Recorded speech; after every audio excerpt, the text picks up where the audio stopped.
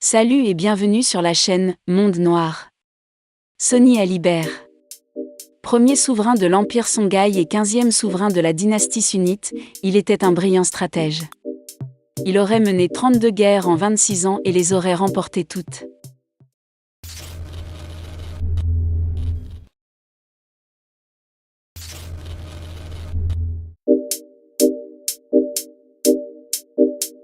Au début du XIe siècle, Gao n'était qu'une ville située sur le côté est du fleuve Niger. Elle finit par devenir un petit royaume contrôlé par les Songhai, un peuple qui a des similitudes culturelles avec les peuples mandés de l'Empire du Ghana et celui du Mali, mais qui parlent une langue différente. Dès le début du XIVe siècle, le royaume de Gao était conquis par l'Empire du Mali et ajouté à ses territoires. En 1325, de retour à la Mecque, le remarquable empereur Kankou Moussa fait construire une mosquée à Gao et encourage également son développement économique. Gao devient ainsi une grande place commerciale et une des plus belles villes du Soudan occidental. Environ une génération plus tard, l'influence du Mali avait commencé à décliner, et c'est sous le règne de Sonny Alibert que le royaume de Gao retrouve une totale indépendance. Également connu sous le nom d'Ali le Grand, Sonny Alibert était un dirigeant très ambitieux et un chef militaire d'une énergie sans fin qui était constamment en mouvement, conduisant ses troupes à repousser les envahisseurs et à conquérir de nouveaux territoires.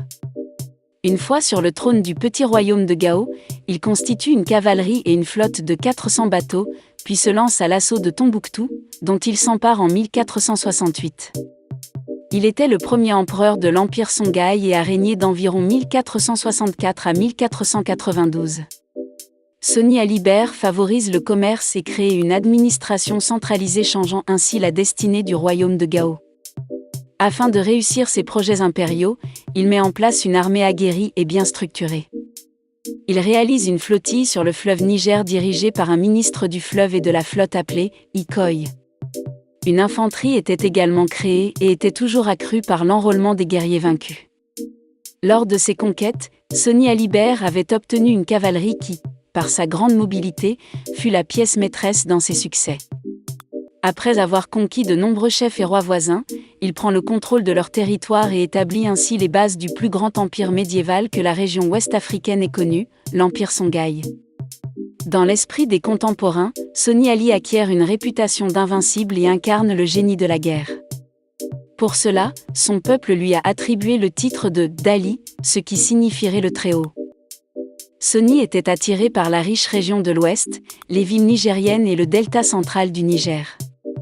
Conquête après conquête, il obtient Djenné, une partie du Massina, et surtout Tombouctou en 1468. Il attaque les Touaregs et les refoule dans le Nord Sahel. Vers le sud, il mène plusieurs expéditions contre les Dogons, les Mossi et les Bariba. En 1483, près de Djenné, Sonny Ali trouve et bat le roi Mossi Mazer Ier qui revenait de Walata chargé d'un riche butin. Il met ensuite fin aux menaces d'incursion Mossi dans la vallée du Niger. Après plusieurs années de règne, Sonny Alibert trouve la mort en 1492, laissant un vaste empire que ses successeurs allaient étendre davantage et qui comprenait des parties orientales des anciens territoires du Ghana et du Mali. Merci d'avoir regardé la vidéo. Pensez surtout à laisser un like, à commenter, et aussi à partager. Au revoir.